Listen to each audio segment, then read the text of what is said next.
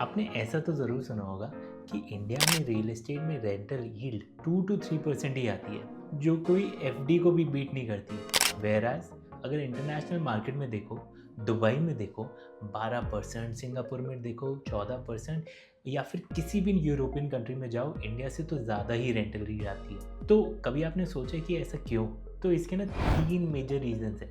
First, Indian society में renting socially acceptable ना होना।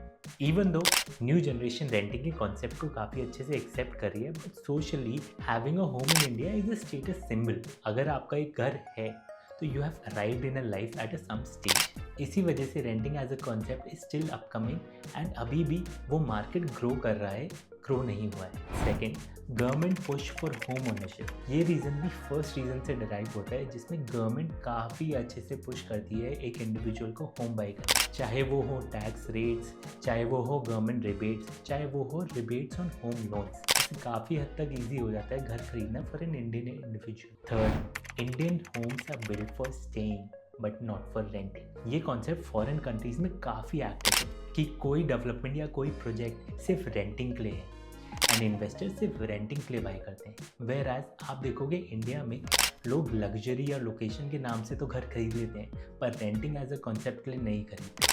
इसी वजह से आप देखोगे कि महंगे से महंगे घर अगर ज़्यादा से ज़्यादा प्राइजेस में खरीदे गए हैं, पर उनका रेंटल 2 to 3% ही है, बिकॉज जो रेंटर्स हैं वो इतना प्राइस पे नहीं करना चाहते for a home that can't be theirs. तो इसके लिए एक फर्स्ट टाइम इन्वेस्टर के लिए क्या टेक अवे?